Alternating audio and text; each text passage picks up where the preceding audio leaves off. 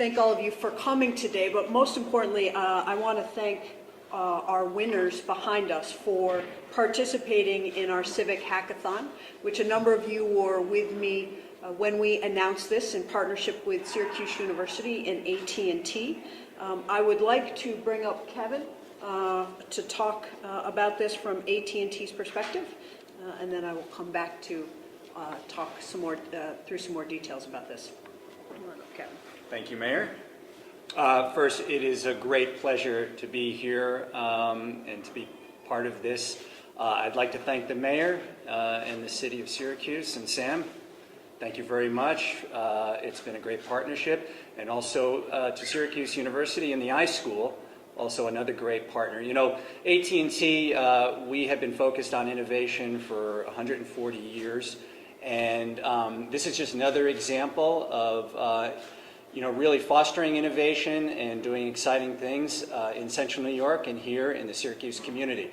So when we floated the idea around with our partners, they were all in, and I want to thank the Mayor for making the data available. I was in New York City last couple of days and had an opportunity to speak to one of the judges, who is our AT&T president, Marissa Shorenstein, and we were both really unbelievably overwhelmed with the quality of the work. And myself, I'm a technologist, computer scientist and programmer, did that many years ago.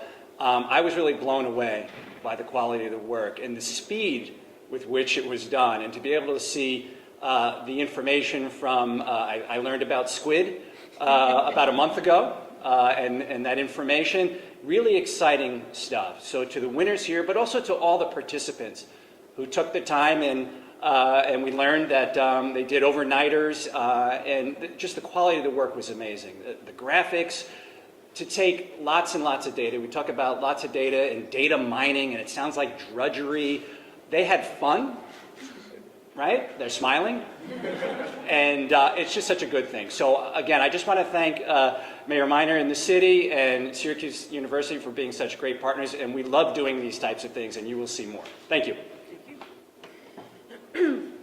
Thank you, Kevin, and of course, thank you, AT&T, for allowing us to be here today. I think it's kind of appropriate that we are announcing the winners today, the first day of snow that we've received. It's very Syracuse. So on this beautiful day, I also want to take, I want to echo Kevin's words and thank the Syracuse University iSchool for partnering with us. Without their partnership, we wouldn't have been able to do it. And I want to thank Ben Roberts and, of course, Kevin from AT&T, J.D. Ross, Julie Wallace, and Sarah Weber from the iSchool as well. So many of you have been here when we have announced different projects working on data. In fact, many of you were here yesterday when we were talking about being invited to join the What Works City Collaborative to talk about using data as a predictive way to improve the services that we provide. We are here today to talk about the winners of our Civic Data Hackathon, the Syracuse Roads Challenge, because these two efforts go hand in hand. Talking about the importance of data yesterday and how a city needs to move to the 21st century to use data in a predictive way, and then how when we make open source data available, we can use that to have very smart people look at a way to use that data to come up with new and better solutions to issues that we as a city face every day.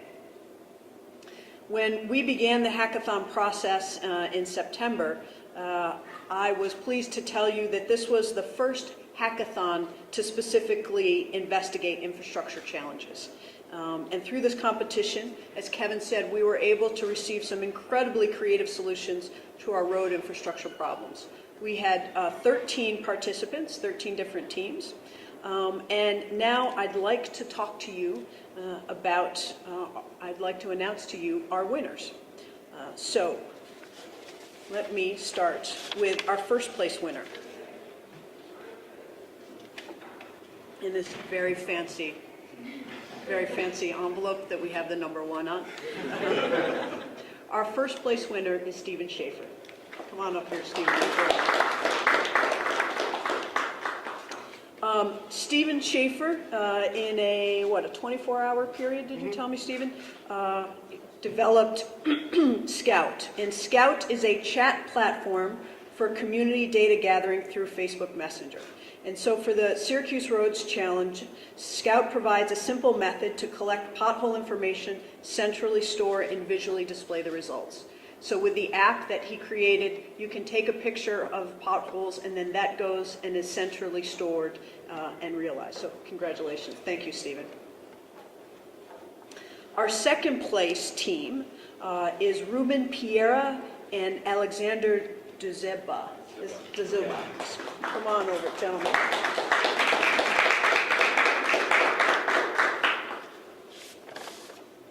This is for you, both of you.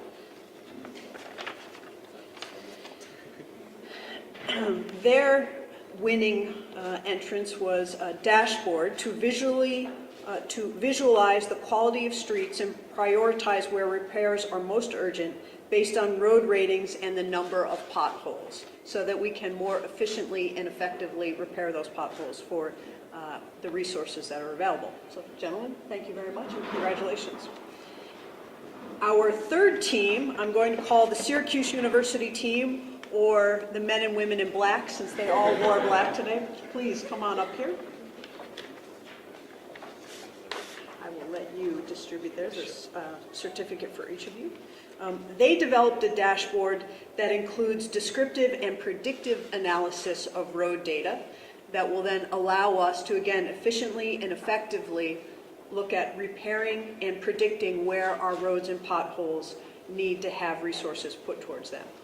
So our first place winner will receive $2,500. The second place team received $1,000, and the third place team received $500. And so I want to congratulate all of them. I want you all to know that they all volunteered to do this. None of them it was not a school project for any of them.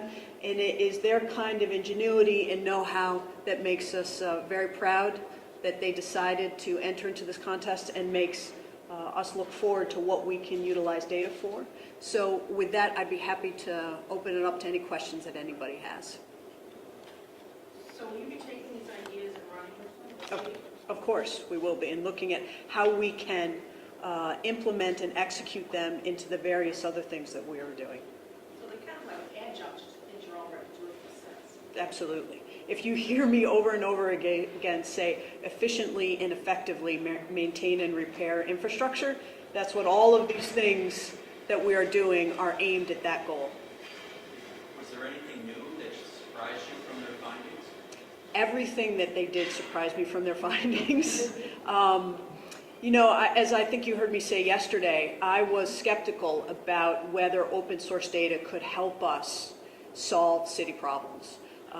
And through my skepticism, I focused on what I was being told, and this is kind of the culmination of it, that we made this data available, and then there was also public data. It wasn't just city data that they used, the various teams. They used all sorts of open source data from different platforms, and they came up with ideas that can help us. So what you're seeing today is an actual example of me being proved wrong initially. Are the apps they develop, are they going to be just for internal use, or are these something that everybody will have access to? I think that the idea is that everybody would have access to it through Facebook Messenger and other things.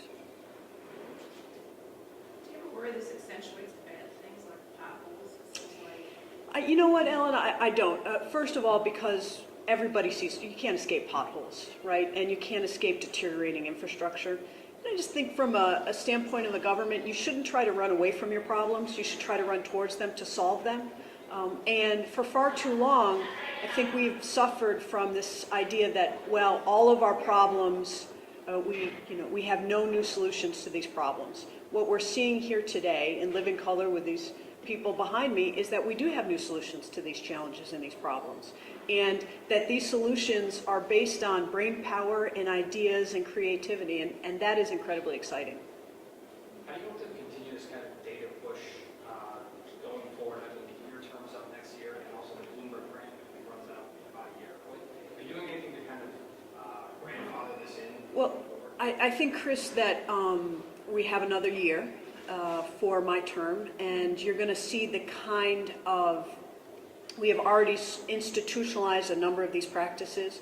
We're looking at our infrastructure and how we do that. We have mainstreamed that. We've hired a chief data officer.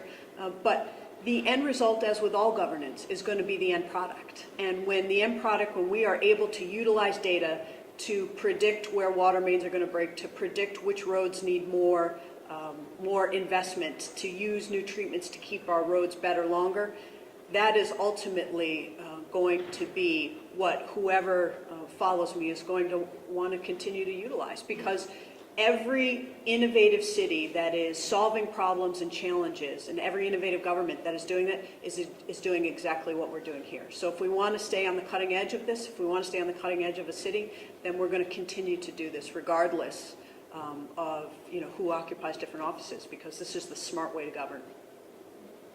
This technology, though, in a sense, it leaves the people who don't have access to it out of the loop. So what about all those people that live and don't have a lot of access to technology and see potholes? Yeah, well, we have talked about that, and so we still have 448 City. That we still have human beings who answer the phones. We still have fax machines. We still have emails. We still have lots of ways for different people who have different access to technology or don't have the skills to get into our system so that they can get the kind of service that they need. So it's about making many different platforms so that everyone in the city of Syracuse has a way to share that information with us. All right, anybody else? All right, thank you all very much. Have a good day. Thank you all very much. Congratulations. Congratulations.